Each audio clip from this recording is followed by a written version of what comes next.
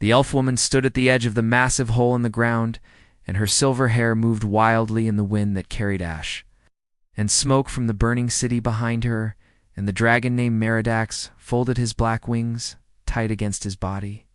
while his golden eyes reflected the fires that consumed what used to be Portland, and above them in the dark sky hung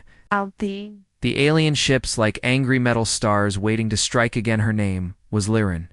and she had lived on Earth for 3,000 years, and she had watched humans grow and change and build their cities and fight their wars, and through all that time she had followed the old rules that said her kind could not interfere with human affairs no matter what happened. But those rules meant nothing now, because the aliens had broken every law when they attacked Earth without warning. The dragon rumbled deep in his chest, and the sound was like thunder trapped inside a mountain, and he spoke in a voice that seemed to come from everywhere at once, and he said, "They do not know what they have done, and they do not understand what sleeps beneath this world." Liren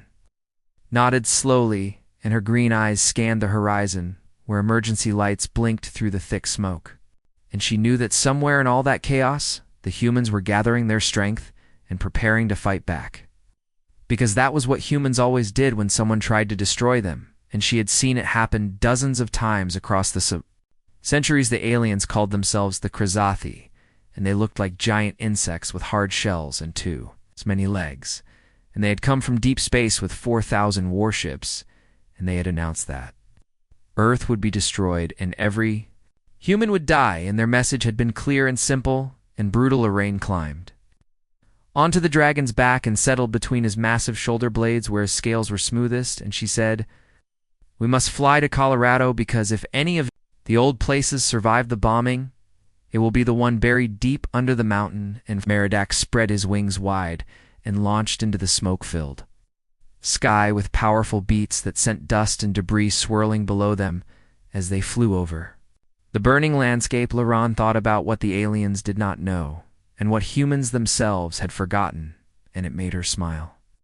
Even though the smile was sad and grim, because the truth was that Earth had never been defenseless, and humanity had never been as weak as they seemed 300 years ago when humans finally built ships that could travel between stars. They met other species and joined something called the Galactic Council, and the Council had many rules,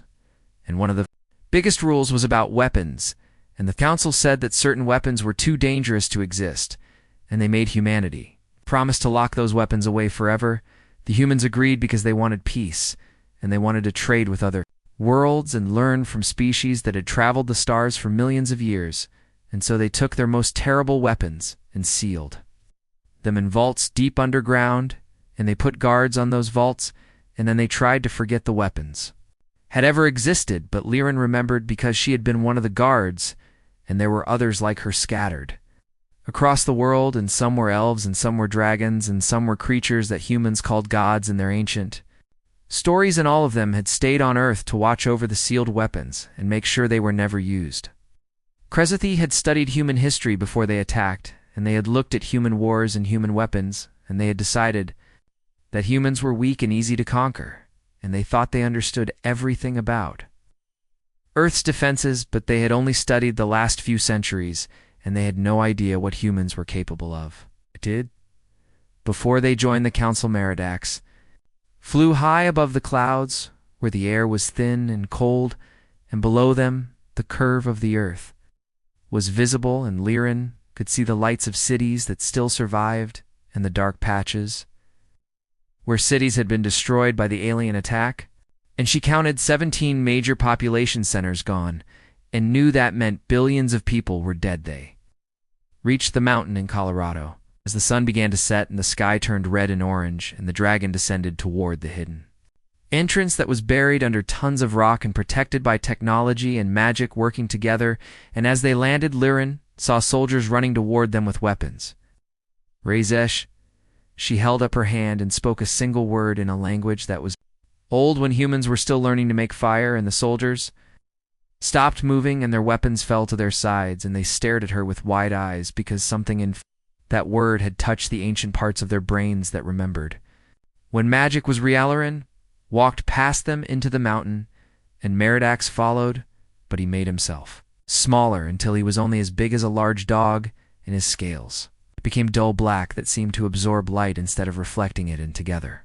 They moved through corridors carved from solid rock until they reached the command center. Room was filled with screens showing the destruction and military officers shouting orders, and in the center of it all stood a woman with gray hair and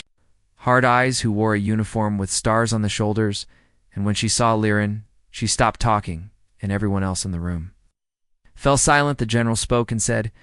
"You are the one from the old stories, and the one they said would come if things became impossible." And Liren nodded and said, "Things are worse than impossible, because the aliens have 4,000 ships, and Earth has only 300 and half of those. Cannot even leave the atmosphere." The general, whose name was Kate Morrison, looked at the elf for a long moment, and then she said, "The Treaty of Ascension locked away our best weapons 300 years ago, and we cannot break that treaty without consequences." And Liren smiled, and it was not a kind smile, and she said, "The treaty is already broken because the aliens attacked a council member world without provocation, and that means the old agreements no longer bind." Lorraine walked to the center of the room where a large table showed a map of the world, with red marks indicating destroyed cities, and she touched the table with her fingers and entered a code that had not been used in 3 centuries, and a hidden panel slid open in the floor with a hiss of escaping air from the opening rose. A cylinder made of dark metal that seemed to hurt the eyes if you looked at it too long, and everyone in the room stepped back except Liren and Morrison, and the general said, "What is that thing, and why does it make me feel sick to look at it?" Liren said, "This is insurance, and this is what humanity built before they met other species, and this is what made my people afraid enough to intervene and negotiate the treaty." And she placed her hand on the cylinder, and it opened like a flower, and inside was a crystal that was black as empty space, and it pulsed with a rhythm that matched no living heartbeat. The general stared at the crystal and said, "What does it do?" And Liren said, "It manipulates the fabric of space and time itself, and it can age star until it dies, or reverse time on a planet until nothing lives there, and we built 12 of these and hid them around the world, and I am hoping at least half survived the bombing." Morrison looked from the crystal to the elf and back again, and she said, "You have been here all along, knowing these existed and knowing we had this power." And Liren nodded and said, "I have been guarding them along with others of my kind because Earth was young, and the galaxy is old and cruel to the young, and you needed time to grow before you knew your own strength." The dragon spoke then in his deep voice that made the walls vibrate, and he said, "The alien fleet is moving again, and they prepare for another attack, and they think Earth is beaten." And Morrison straightened and said, "What do you need from Meleron?" Said, "I need access to your remaining aircraft carriers, and I need you to evacuate 3 cities in the next 6 hours." And Morrison said, "That is impossible. We cannot move that many people that fast." And Liren said, "Then save who you can, because when we use these weapons, reality itself will scream, and anyone too close will die." The general made her decision in seconds and started giving orders to her staff, and Liren carefully lifted the black crystal from its container and wrapped it in cloth that shimmered with silver thread. And Meridax growled softly and said, "The old weapons wake, and the old powers stir, and now the aliens will learn why humanity was once feared across this world." High above the Pacific Ocean, the alien harvester ships descended through the clouds like a swarm of metal locusts, and each ship was as large as a city, and there were 300 of them, and their mission was simple and brutal, and they would strip the ocean of all resources while the main fleet kept the surviving humans from fighting back on the deck of the aircraft carrier called USS Valiant. An old woman stood watching the alien ships come closer, and her name was Admiral Claire Hayes, and she had lived 80 years without ever seeing an alien until today, and now she watched an invasion fleet that could destroy her entire carrier group without effort. Her tactical officer stood beside her and said, "All weapons are ready, but our missiles will not even scratch their shields." And the admiral nodded and said, "I know, but we are not the main attack, and we are just the distraction." And the officer looked confused, but said, "Nothing more." The carrier's railguns opened fire and sent metal slugs flying toward the alien fleet at incredible speed, and the slugs moved so fast They glowed white-hot from friction with the air. And they slammed into the alien shields and did nothing at all, and the aliens returned fire with beams of superheated plasma that lanced down toward the carrier. Then Meridax revealed himself in his true form, and he exploded from the ocean like a whale breaching the surface, but where a whale might be. 50 feet long, the dragon stretched nearly a quarter-mile from his nose to the tip of his tail, and his wings, when fully spread, could cover a small town, and water poured off his black scales. Like waterfalls, the alien ships scattered in confusion because their computers could not identify what they were seeing, and they tried to classify the dragon as a biological weapon or a new type of aircraft, but he was neither and there. Tactical systems failed to find a category for something that should not exist in urgy weapons that were designed to crack open continents. Focused on Meridax, and beams powerful enough to boil oceans struck his scales. But the dragon was ancient, and ancient things remembered magic from before physics was invented, and the beams bent around him and redirected into each other, and alien ships started firing on their own fleet by accident.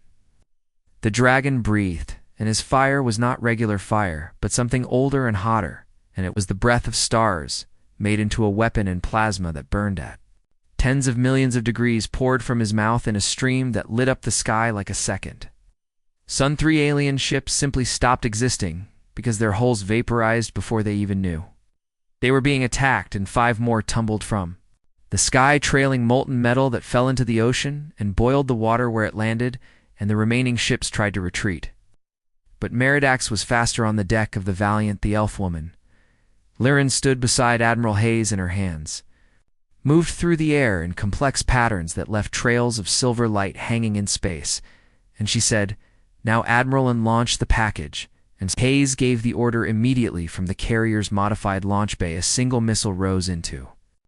the air, and it was not a normal missile, because inside its warhead was one of the ancient weapons wrapped in fields that kept it frozen in time, and warnings written in languages that had been dead for thousands of years. Loran's spell guided the missile through the chaos of the battle and past the dragon and directly into the center of the alien formation, and the missile never exploded like a normal weapon, and instead it simply vanished, and where it had been, space itself began to fold and twist. The weapon activated, and reality screamed, just like Liren had said it would, and the quantum foam that exists at scales smaller than atoms was torn open like a wound in entropy. This became a weapon as the device forced time to speed up in a small area, but that small area included 97 alien ships' metal, corroded to rust in seconds, and rust crumbled to dust in energy cells that had been full drained completely and died. And the organic parts of the alien crews mummified and fell apart, and 97 ships that had been new and powerful became ancient wrecks in 3 seconds, and they tumbled from the sky like the fossils of mechanical dinosaurs. The remaining alien ships broke formation and fled toward space, and they were panicking because they had conquered hundreds of worlds and faced every type of weapon that modern science could create. But this was something different, and something that violated everything they understood about how warfare worked. It roared in victory, and the sound rolled across the ocean like thunder, and on the carrier deck, Liren collapsed to her knees, and blood ran from her nose and ears. Because controlling that much power had nearly killed her, and Admiral Hayes caught her before she fell. The Admiral asked for a status report, and Liren gasped out that 3 weapons had been deployed around the world, and 1 at Seattle, and 1 at Mumbai, and 1 at Tokyo, and all had been successful, and the harvester fleets were destroyed. But she also said the main battle fleet was still in orbit, and it had 4,000 ships, and now they were. Angry Hayes looked up at the sky where debris and fire still fell, and asked how many of the ancient weapons were left in Liren, wiped blood from her face, and said 9, but 3 of the storage sites collapsed from the bombing, and they could not reach the weapons inside. And so they only had 6 weapons left. The Admiral asked if 6 weapons would be enough to win, and Liren said they would be enough if they were smart, but if they were not smart, then Earth would die anyway, and at least they would take the aliens with them. Below day, the carrier, the ocean boiled where dragonfire had superheated the water, and pieces of alien ships sank slowly toward the bottom, and human sailors on the surviving ships cheered because they had just witnessed something impossible and won a battle. They should have lost, but Lyran did not cheer because she knew the aliens still had overwhelming numbers, and the element of surprise was gone now, and the enemy would adapt and change their tactics, and the next battle would be even harder. Meriadak shrunk down to a smaller size and landed on the carrier deck, and his scales were scorched in places where alien weapons had managed to touch him, and he said to Lyran that the old magic was fading, and he could not maintain his true form for long without rest. And Lyran nodded and said, "Then we must make every strike count." Immoral. Hayes received a communication from General Morrison in Colorado. The general said they had located 2 more weapon storage sites that were intact, and teams were en route to retrieve the devices, but it would take hours, and the aliens were already regrouping in orbit. Lion stood up slowly and steadied herself against the railing and looked out at the ocean,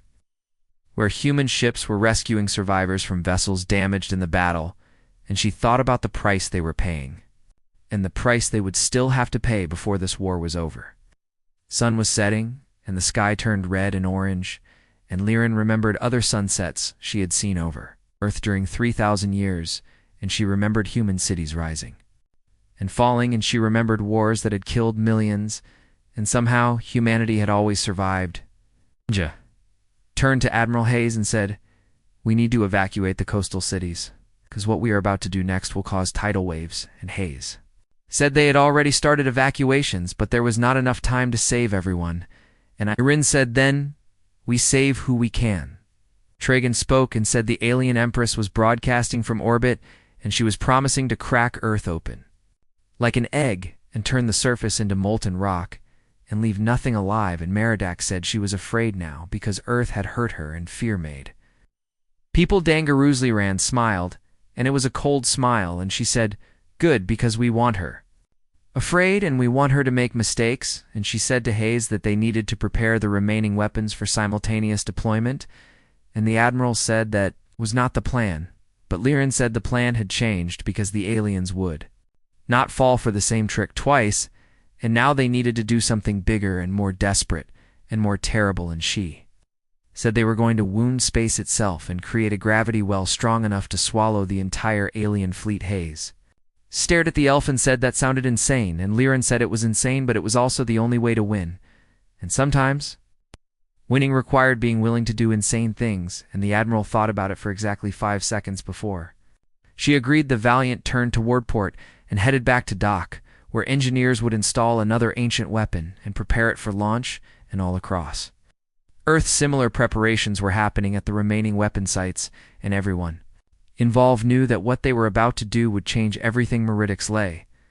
down on the deck and closed his golden eyes and said softly that he hoped the humans understood what they were unleashing, and Lyran said she hoped so too, but she was not sure they did, and she was not sure it mattered, because understanding could come later, and survival had to come first. In orbit above Earth, the Krezethi Empress stood in the command center of her flagship, and her compound eyes reflected the tactical displays and thousands of tiny images, and what she saw made her mandibles click together in something that might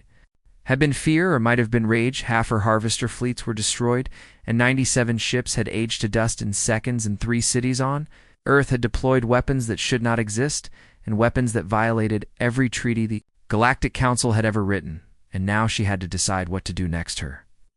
science officer approached, with his legs trembling, and he said the readings from those weapons showed they manipulated the quantum substrate of reality itself, and if they engaged the human forces directly, there was no telling what other horrors might be deployed. The Empress made her decision quickly because she had not conquered 40 worlds by being cautious, and she said they would pull the entire fleet back to lunar orbit and prepare mass drivers, and they would bombard Earth with asteroids until nothing remained but cooling levette. It was a sound plan, and it would have worked against any normal enemy, because asteroids could not be stopped by shields or deflected by point defense, and enough asteroids moving fast enough would crack a planet's crust and cause extinction-level events. But the Empress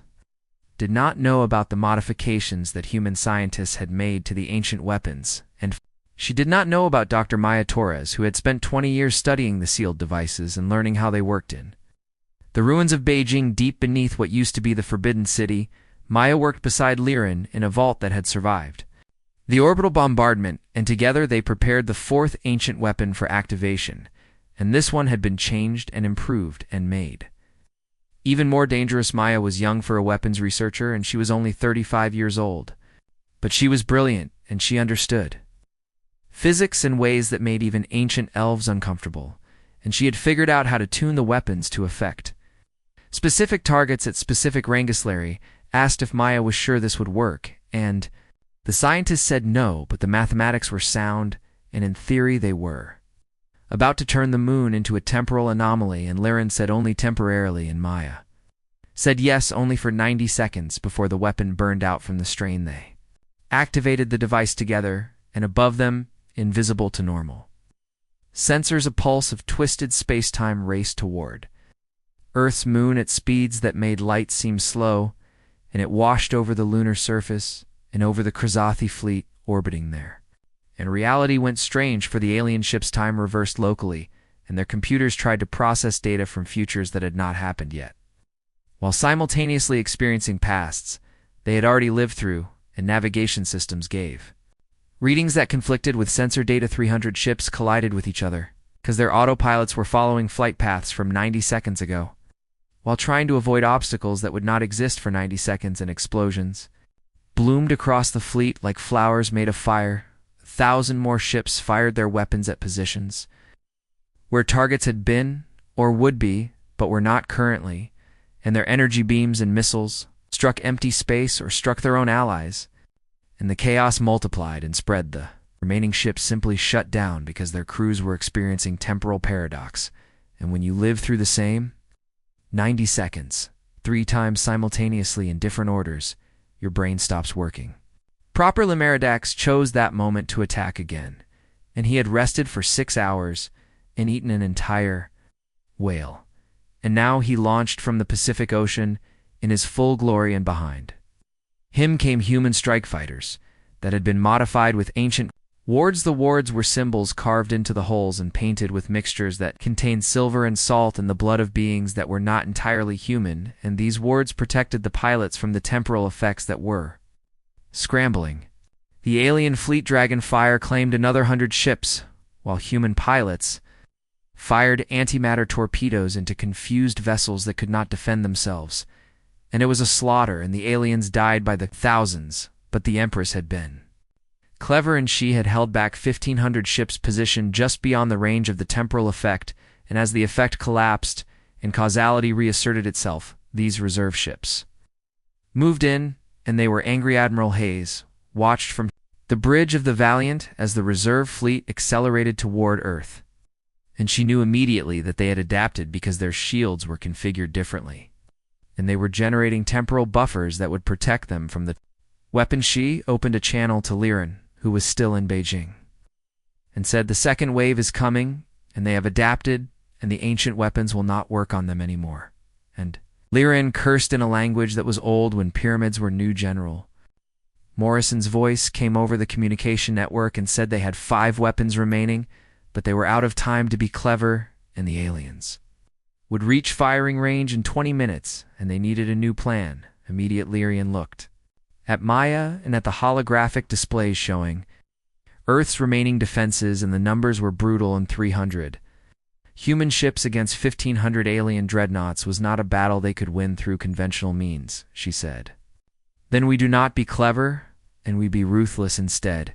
And she opened a channel to every remaining military installation on Earth and announced that she was invoking Protocol Omega, and all remaining weapons would be deployed simultaneously. Maya stared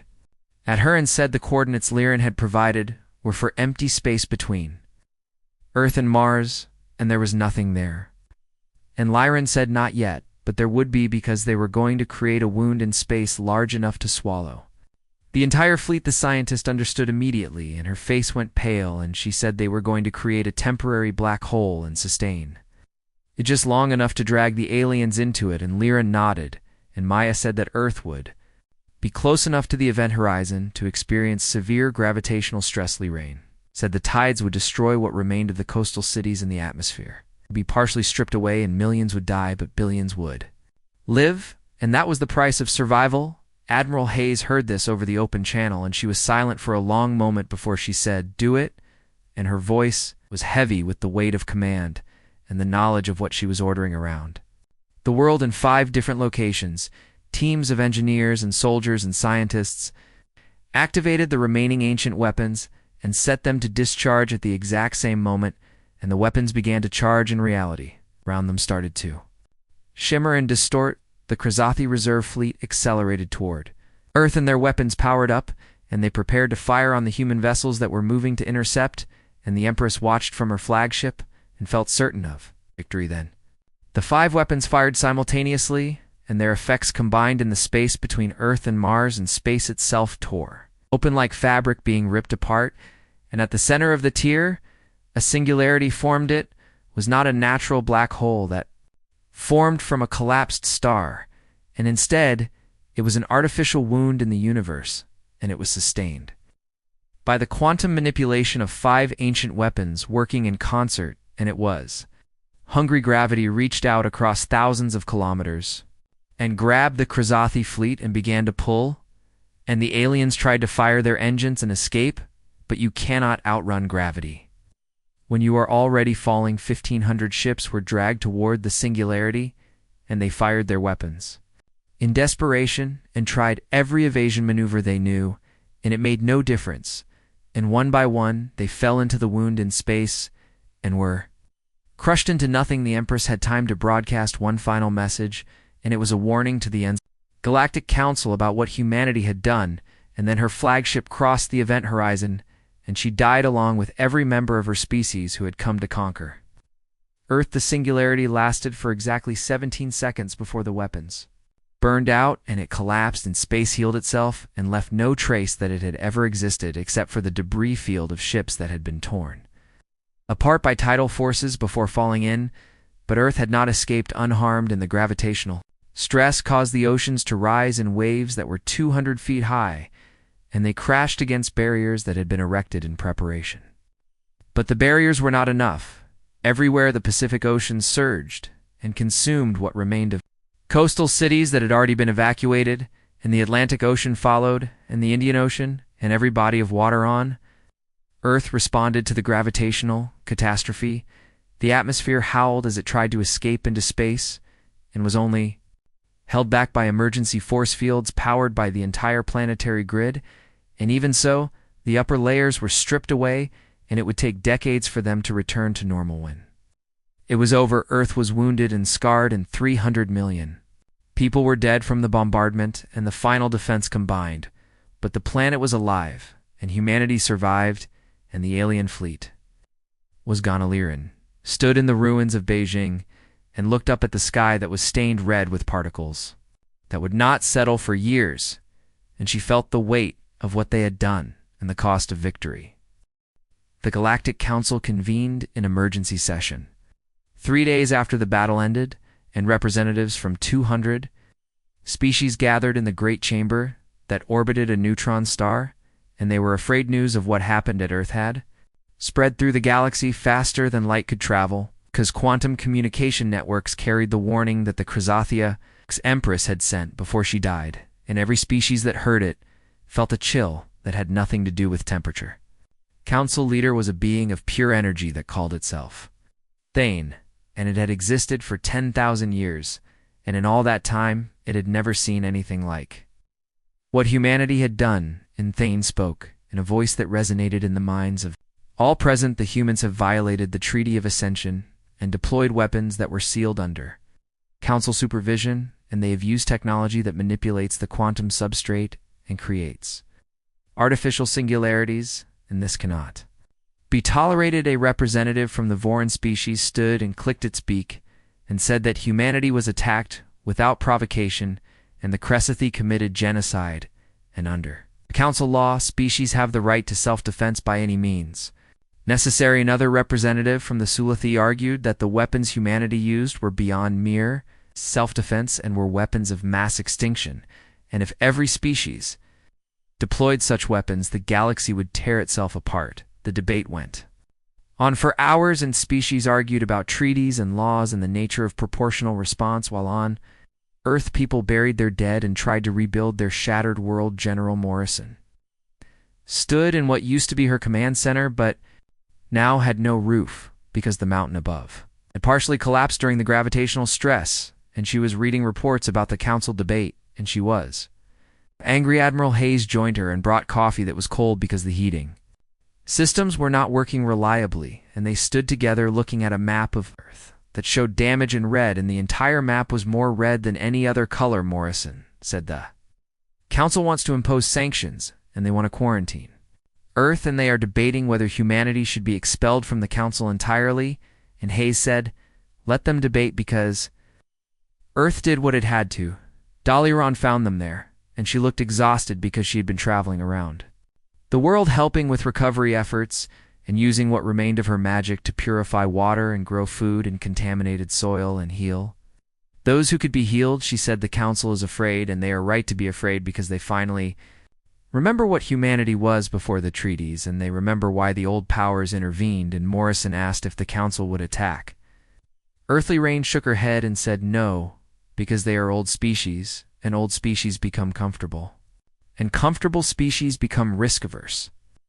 And they will bluster and threaten, but in the end they will accept Earth's survival, because the alternative is admitting they cannot stop humanity. The dragon Meridax was sleeping in a volcanic chamber beneath what used to be Hawaii, and he was healing from wounds that had burned through his scales during the battle, and in his dreams he remembered older wars and older enemies. Earth humans worked to repair the damage, and they buried 300 million dead, and they rebuilt power grids and water systems, and they organized food distribution for populations that had been displaced by the tidal waves. In the ruins of Seattle, a woman named Linda Carter organized a shelter in what used to be an office building, and she had no military training and no special powers, but she had determination, and she made sure that everyone who came to her shelter got food and water and a place to sleep in. The flooded remains of Miami, a man named George Hayes, who was no relation to the admiral, pulled survivors from the water using a boat he had built from debris, and he worked for 16 hours a day and refused to stop until he was too exhausted to continue. All across Earth, similar stories played out as humanity demonstrated the resilience that had allowed them to survive ice ages and plagues and wars, and now allowed them to survive an alien invasion. Maya Torres worked with other scientists to study the remains of Crescenthy technology that littered Earth's orbit, and they were reverse engineering alien shields and weapons and propulsion systems, because humans learned from their enemies. Remaining ancient weapons were carefully dismantled and studied, and then sealed away again. But this time with better security and better understanding and the knowledge of how to build more. If they were ever needed, Lyrin visited the weapon storage sites and renewed the wards and the magical protections, and she spoke with other guardians who had remained hidden during the battle, and they agreed that the age of hiding was over. A dragon named Scarith, who had lived beneath the Himalayas for 5,000 years, emerged and offered to help defend Earth if the council attacked, and he was old even by dragon standards, and his scales were white as snow. A Phi queen named Ashling, who ruled a court that existed partially outside normal space, sent ambassadors to the human governments and offered alliance and trade and knowledge in exchange for recognition, and territory beings that humans had called gods in ancient times began to reveal themselves and offer their services, because they had always been on Earth, and they had always cared about humanity's survival, even when they remained hidden. General Morrison met with these beings and negotiated treaties and alliances, and she did it while coordinating relief efforts and rebuilding military forces and preparing for the possibility that the council might take action against Earth. 3 weeks after the battle, the council sent an official delegation to Earth, and it was led by Thane, the energy being, and they arrived in a ship that looked like a crystal cathedral, and they requested a meeting with Earth's leadership. The meeting took place in Geneva in a building that had survived the bombardment because it was inland and far from any military targets, and Morrison and Hayes presented Earth's military, while President Elizabeth Grant represented the civilian government. Loran attended as an observer, and Meridax waited outside in the courtyard, and his presence was a reminder that Earth had allies that predated human civilization, Thane spoke first and said that the Council had deliberated extensively, and they had reached a decision, and humanity had violated the Treaty of Ascension and deployed forbidden weapons and killed an entire species, and this could not go. Unanswered, President Grant listened without interrupting, and when Thane finished, she said that humanity had acted in self-defense against an unprovoked attack, and the Krezathi had announced their intention to commit genocide, and Earth had responded appropriately. Thane said that appropriate response did not include weapons that could tear holes in space and create artificial black holes, and such weapons threaten the stability of the galaxy itself. Morrison stood and said that Earth would not apologize for surviving and would not accept punishment for defending itself, and if the Council had a problem with that, they were welcome to try what the Krezathi tried. The chamber fell silent, and Thane flickered with colors that indicated surprise and perhaps fear,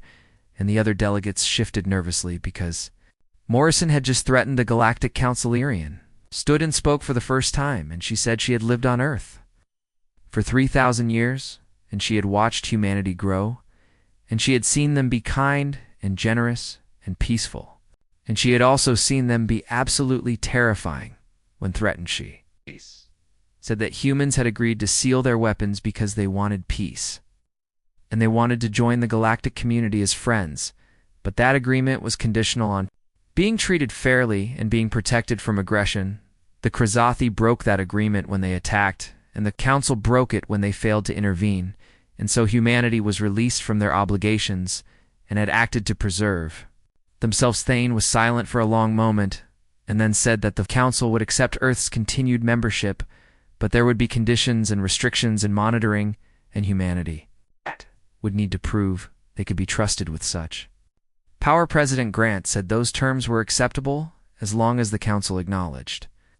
Earth's right to maintain defensive capabilities, and Thane agreed, and the meeting ended with an uneasy peace between Earth and the Council as the delegation left. Hayes said quietly that she did not trust the Council, and they would be back with demands and restrictions, and eventually they would try to control. Earthly Rain agreed and said that was why Earth needed to become stronger and why they needed allies, and why the Guardians were revealing themselves, because the galaxy was dangerous and youth was no longer an excuse for weakness. Morrison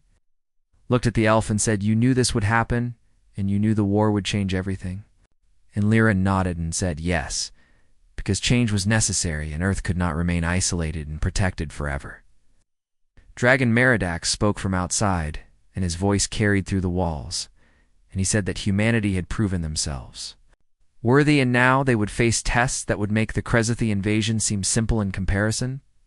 But he also said that humanity would survive those tests, because survival was what humans did best, and they had demonstrated that across thousands of years. They would continue to demonstrate it across thousands more. 6 months after the battle, Earth was still healing, and the red sky had faded to pink and eventually would return to blue, but that would take years, and in the meantime, people learned to live under a sky that reminded them daily of what they had. Serva Vedliran stood on what used to be the coast of San Francisco, but was now a cliff, overlooking churning waters because the tidal waves had changed the geography, and the city had been moved inland and rebuilt with technology that combined human engineering and ancient magic. Meridax perched beside her in his smaller form, and his scales had healed, and he looked like a large dog made of polished obsidian, and his golden eyes watched the sunset that painted the pink sky in shades of orange and purple around them. Construction crews worked to build a memorial for the 300 million dead, and it would be a wall of names that stretched for miles, and each name would be carved by hand, and it would take decades to complete. General Morrison had retired from active military service and now worked coordinating the reconstruction efforts, and she had aged visibly during the war, and her hair had gone completely white.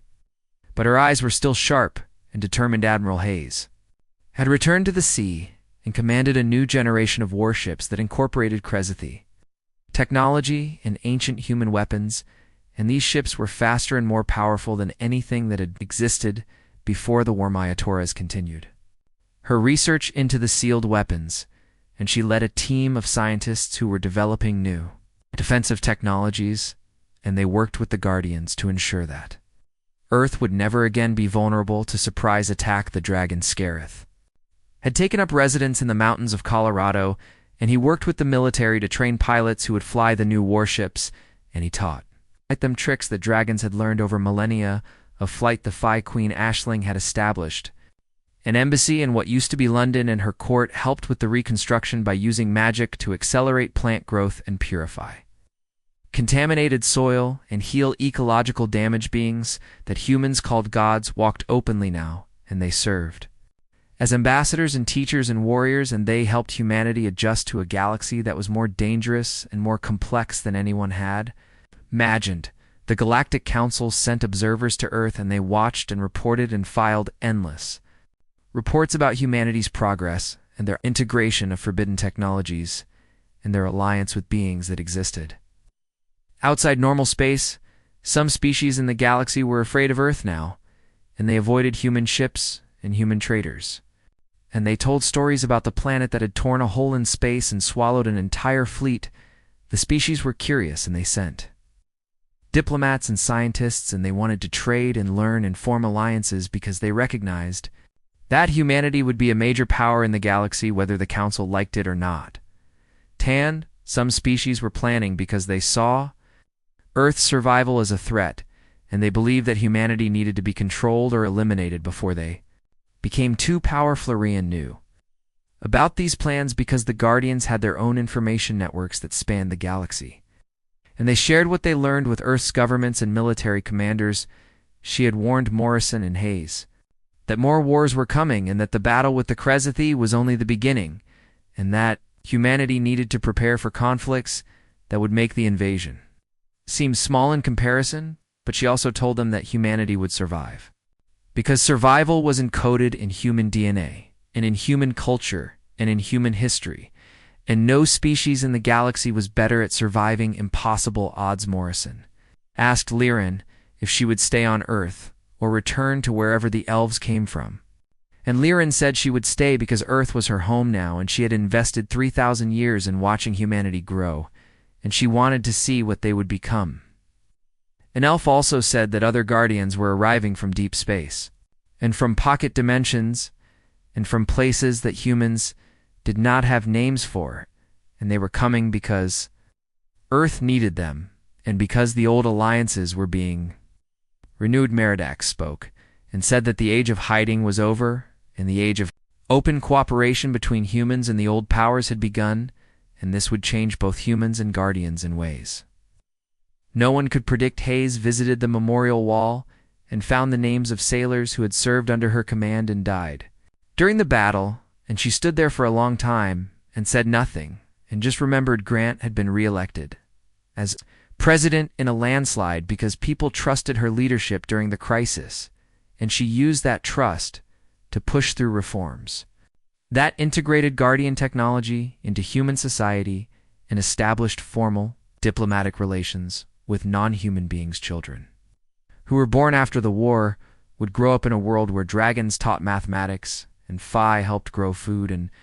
beings of pure energy gave lectures on quantum physics, and this was normal. The generation that survived the war told stories to their children about the day the sky burned and the aliens came, and how Earth fought back with weapons from before history, and how they won at terrible cost. Linda Carter, who had organized the shelter in Seattle, became a community leader and helped establish networks of support for refugees and displaced persons, and her work became a model for reconstruction efforts worldwide. George Hayes, who had pulled survivors from the flooding in Miami, became a boat builder,